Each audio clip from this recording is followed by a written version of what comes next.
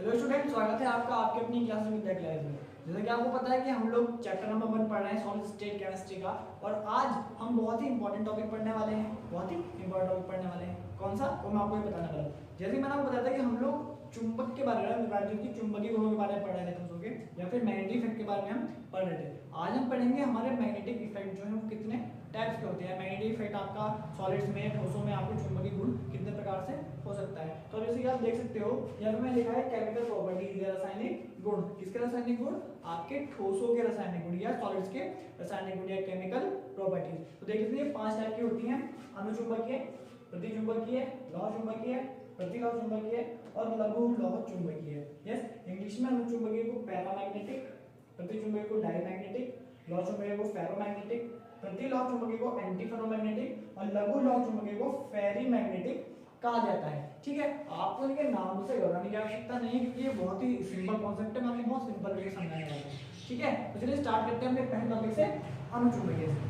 Okay student, तो अनुचुंबकीय या फिर पैरामैग्नेटिक को समझने के लिए आपको पहले ये समझना होगा कि भाई ये यूज कहां पे होंगे, ये किस प्रकार से यूज होंगे। यस, आपने 11वीं क्लास में पढ़ा होगा कि भाई हमारे कुछ पेयर्स होते हैं, हमारे कुछ इलेक्ट्रॉन्स के पेयर्स होते हैं। यस, इलेक्ट्रॉन पेयर्स में होते हैं और अनपेयर्स में भी होते हैं, यानी कि युग्मित इलेक्ट्रॉन भी होते हैं और अयुग्मित इलेक्ट्रॉन भी होते हैं। वही कॉन्सेप्ट आपके यहाँ पर काम करेगा। अब कहाँ पर ये इलेक्ट्रॉन यूज होते हैं या फिर कहाँ पर ये अयुग्मित होते हैं, ये बात आपको ध्यान रखनी है। उससे पहले मैं आपको ये बताना चाहता हूँ कि भाई अनुचुंबकीय या पैरामैग्नेटिक का मतलब क्या है। अनुचुंबकीय का मतलब है वो पदार्थ या वो सब्सटेंस जो चुंबक के तरफ आकर्षित हो जाते हैं, चुंबक की तरफ आकर्षित हो जाते हैं, या फिर चुंबक जिनको या मैग्नेट जिनको अट्रैक्शन फोर्स से अपनी तरफ अट्रैक्ट कर लेता है। यानी कि सिंपल भाषा में समझिए कि वे पदार्थ या वे सब्सटेंस जो चुंबक पर चिपक जाते हैं उनको क्या कहा जाता है? अनुचुंबकीय कहा जाता है। बस इसमें एक प्रॉपर्टी ये ध्यान रखनी है कि जो पदार्थ आपके चुंबक से चिपक रहे हैं वो बहुत कम फोर्स के साथ चिपकेंगे, मतलब ज्यादा अट्रैक्टिव नहीं होगा। जो आपका फोर्स है वो ज्यादा अट्रैक्टिव नहीं होगा, फोर्स कम अट्रैक्टिव होगा। मतलब चुंबक से जो आपका पदार्थ चिपका हुआ है वो ज्यादा स्ट्रांगली नहीं चिपका होगा, थोड़ा लूजली चिपका हुआ होगा। ठीक है, इस प्रकार की प्रॉपर्टी को अनुचुंबकीय या पैरामैग्नेटिक कहते हैं। अब ये प्रॉपर्टी आती कहां से है? मैंने भी आपको बताया था अयुग्मित इलेक्ट्रॉन या अनपेयर इलेक्ट्रॉन। अनपेयर इलेक्ट्रॉन आपने 11वीं क्लास में अच्छे से पढ़ा है, तो आपने पढ़ा होगा कि भाई हमारे ऑर्बिट होते हैं, कक्षक होते हैं, उनके सब ऑर्बिट होते हैं, उपकक्षक होते हैं, और उपकक्षकों के भी क्या होते हैं? कोश होते हैं। बॉक्सेस में एक प्रकार के बॉक्सेस बने हुए होते हैं, उन बॉक्सेस में क्या रखे होते हैं? इलेक्ट्रॉन रखे होते हैं। मैं आपको अभी शो करता हूं, आप देखिएगा। जैसे कि मान लीजिए हमारे पास इलेक्ट्रॉन की कॉन्फ़िगरेशन बॉक्स है इस टाइप से। इसमें इलेक्ट्रॉन रखे होते हैं, किस प्रकार से रखे होते हैं?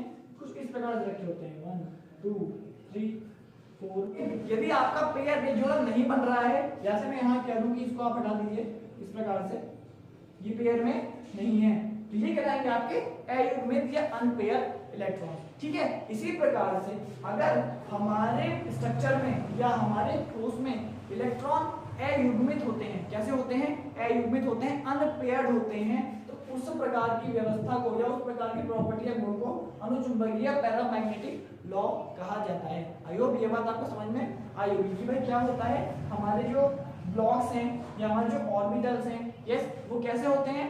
वो हमारे पूरी तरीके से पेयर के साथ नहीं होते हैं। इसी एक छोटी सी बात आपको और ध्यान रखनी है कि भाई अनुचुंबकीय में सारे ब्लॉक भरे हुए नहीं होते हैं, सारे ब्लॉक भरे हुए नहीं होते हैं। क्यों? अगर सारे ब्लॉक भर जाएंगे फिर तो ज्यादा अट्रैक्शन हो जाएगा। यस, कुछ ब्लॉक खाली होंगे तभी सी थोड़ा अट्रैक्शन हमारा कम होगा। आई होप ये बात आपको समझ में आ गई होगी। अब चलते हैं अपने सेकंड वाले टॉपिक पर। ओके स्टूडेंट, अब मैं अपने आपसे बात करने वाला हूँ प्रतिचुंबकीय या डायमैग्नेटिक के बारे में। भाई प्रतिचुंबकीय डायमैग्नेटिक का मतलब क्या है? वो सब्सटेंस या वो पदार्थ या वो सॉलिड या वो ठोस जो आपके चुंबक की तरफ आकर्षित नहीं होते हैं, जो आपके चुंबक से दूर भागते हैं। आपने देखा होगा कि भाई कुछ पदार्थ ऐसे होते हैं जो चुंबक की तरफ आकर्षित नहीं होते हैं। ठीक है, जैसे कि दो चुंबक को भी अगर आप आपस में लाओगे तो कुछ नॉर्थ पोल साउथ पोल का मैटर फंस जाता है और एक दूसरे से दूर जाते हैं। इस प्रकार की आपकी गुण को या प्रॉपर्टी क्या कहोगे? प्रतिचुंबकीय या डायमैग्नेटिक प्रॉपर्टी आप कहोगे। ये कब होगा? जैसा हमने सीखा है कि भाई अनुचुंबकीय कब होते हैं? जब हमारे अनपेयर इलेक्ट्रॉन होते हैं, जब हमारे अनपेयर इलेक्ट्रॉन होते हैं। अब ये इसका उल्टा है, ये इसका उल्टा है। जब इलेक्ट्रॉन पेयर्स में आ जाएंगे तो क्या हो जाएगा? प्रतिचुंबकीय हो जाएगा। जैसे दोबारा देख लीजिए, ये आपके ब्लॉक्स हैं 1 2 3 4।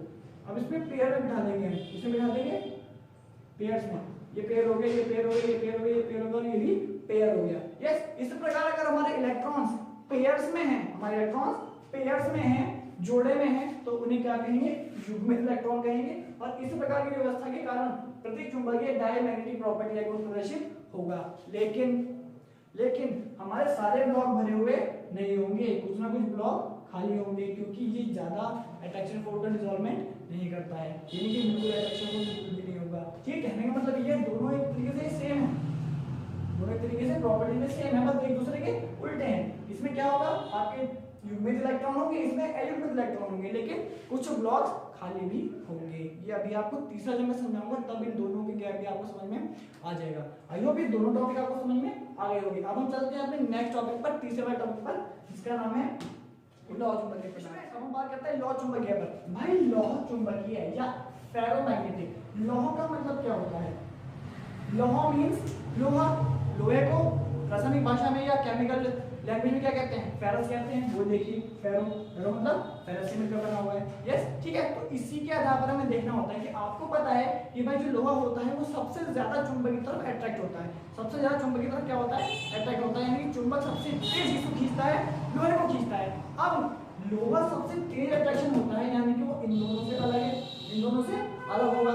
यानी कि लोहा हमारा एक ऐसा पदार्थ है चुंबक पर बहुत ज्यादा स्ट्रांगली या बहुत कठोरता के साथ चिपक जाता है। क्यों चिपक जाता है? भाई प्रॉपर्टी तो लगेगी ये वाली, अनुचुंबकीय वाली, ठीक है, क्योंकि भाई अनुचुंबकीय होगा तभी चिपक पाएगा, चिपक पाएगा। इसी वजह से हमें देखना है कि अनुचुंबकीय तो है, लेकिन लौह चुंबक में जो अट्रैक्शन फोर्स है वो बहुत ज्यादा है, बहुत स्ट्रांगली ये चिपके होते हैं। और हमने अनुचुंबकीय में पढ़ा था कि सर आपने बताया कि जो बॉक्सेस होते हैं वो अनपेयर होते हैं, इलेक्ट्रॉन्स अनपेयर होते हैं या अयुग्मित इलेक्ट्रॉन होते हैं। लेकिन हमने बताया था कि कुछ ब्लॉक्स खाली भी होते हैं, कुछ ब्लॉक्स खाली होते हैं। किसने बताया था? अनुचुंबकीय में क्या बताया था?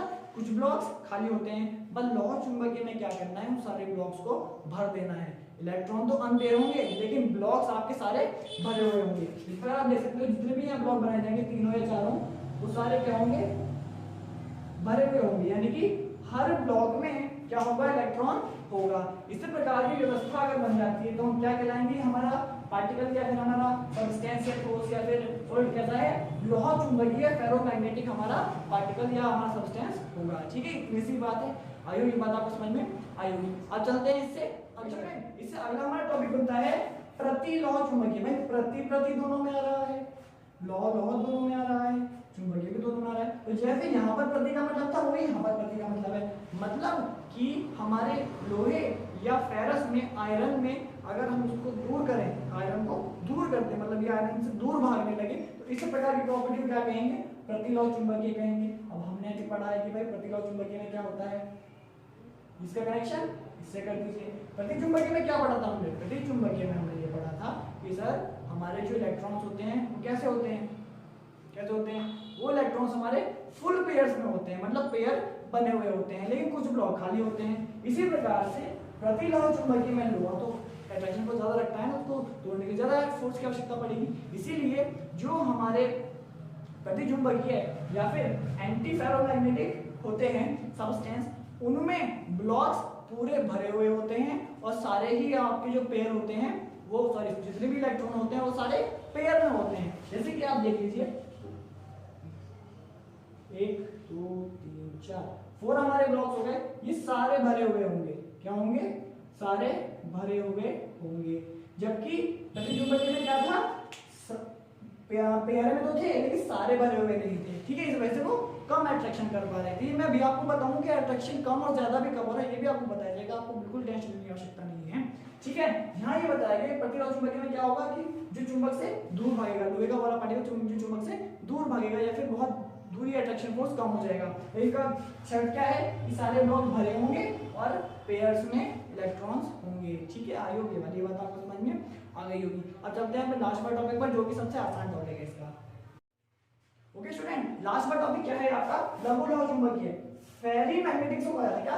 फेरो नहीं, फेरी मैग्नेटिक, लघु लौह चुंबकीय। भाई है तो लौह चुंबकीय ही, है तो लौ चुंबकीय, है तो मैग्नेटिक फील्ड हुई, लेकिन क्या नाम दे दिया एन। लघु का मतलब छोटा, मतलब लोहे की प्रॉपर्टी तो रखेगा, लोहे की प्रॉपर्टी तो रखेगा, आयरन की प्रॉपर्टी रखेगा, लेकिन थोड़ी कम बेसमेंट में रखेगा, थोड़ी कम बेसमेंट में रखेगा। अब वो भाई कम में क्यों रखेगा? इसके जो इलेक्ट्रॉन्स होते हैं वो आपके युग्मित और अयुग्मित दोनों हो सकते हैं। मतलब जो हमारे ब्लॉक्स थे, जो हमारे ये ब्लॉक्स हैं 1 2 3 4 5, इनमें से कुछ तो प्रॉपर भरे हुए होंगे। प्रॉपर भरने का मतलब पेयर में होंगे इलेक्ट्रॉन्स और कुछ में खाली रहेंगे। जैसे मैं आपसे कह दूं कि पहला हमारा पूर्ण भरा है, दूसरा पूरा भरा हुआ है, तीसरे में केवल एक है, चौथा पूरा भरा हुआ है, पांचवें में केवल एक है।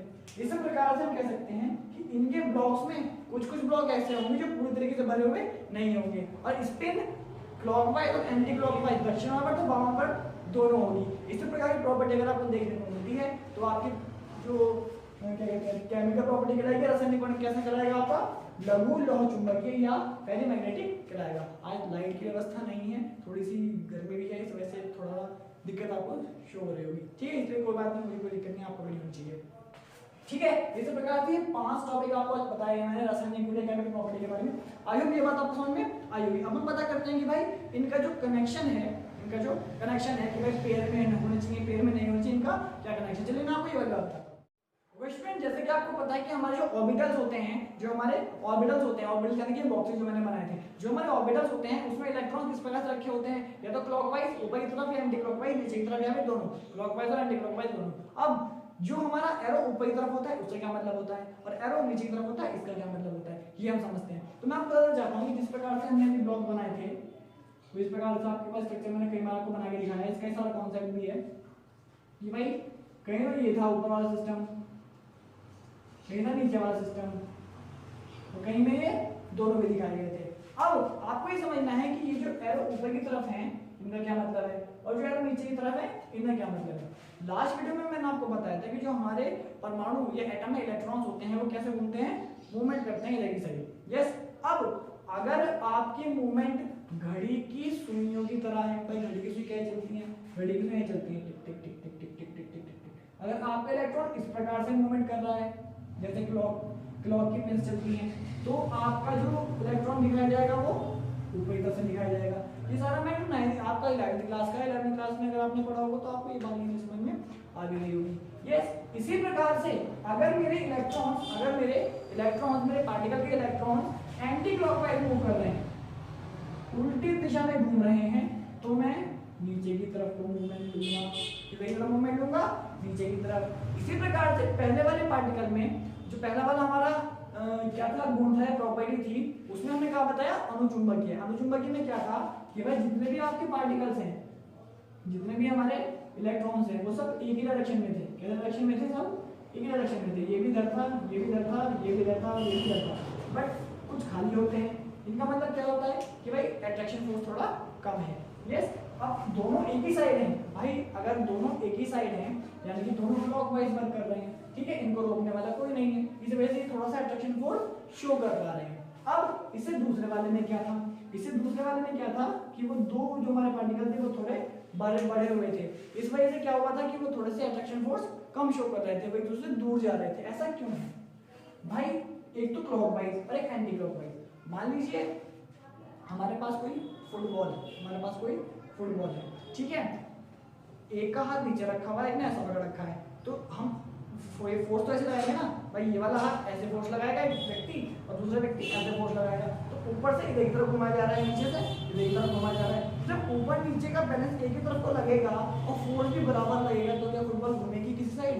नहीं घूमेगी। क्यों? क्योंकि क्लॉकवाइज भी उतना ही फोर्स लग रहा है, एंटी क्लॉकवाइज भी उतना फोर्स लग रहा है। इस प्रकार से एक ये और एक दूसरे को क्या कर देते हैं? नेग्लेक्ट कर देते हैं, ठीक है, एक दूसरे को अव्यवस्थित कर देते हैं, निरस्त कर देते हैं। इसी प्रकार से क्या बनता है आपका सेकंड वाला पार्टिकल का शो हो जाता है। आगे ये बात आपको समझ में आई होगी। ये छोटा सा कॉन्सेप्ट था कि भाई प्रतिचुंबकीय या अनुचुंबकीय में डिफरेंस क्या होता है। लोहा का मतलब लोहा जो कि बहुत ज्यादा आपका अट्रैक्टिव होता है, उसमें ज्यादा होता है, तो 2-3 बार ध्यान रखनी होती है कि भाई अनुचुंबकीय में क्या होता है, कुछ बॉक्स खाली होते हैं, जबकि लौह चुंबकीय में कोई बॉक्स खाली नहीं होता। अगर खाली होगा तो अट्रैक्शन फोर्स कम होगा, ठीक है, और खाली नहीं होगा तो अट्रैक्शन फोर्स बहुत ही ज्यादा होगा, स्ट्रॉन्ग भी होगा, ठीक है। आई होप आपको ये वाली वीडियो आगे समझ में आई होगी। अगर नहीं समझ में आई तो आपको थोड़ा नया टॉपिक हो सकता है कि बच्चों के लिए आप वीडियो को रिमाइंड करके दोबारा देख लीजिएगा। इसके अलावा कोई डाउट है, कुछ पूछना चाहते हैं तो कमेंट भी कर सकते हैं, डायरेक्टली आप हमें कॉल भी करके पूछ सकते हैं। अगर आपको पढ़ाना अच्छा लग रहा है तो पुरानी बात की तरह वीडियो को लाइक, कमेंट और शेयर जरूर कीजिएगा। आज के लिए इतना ही।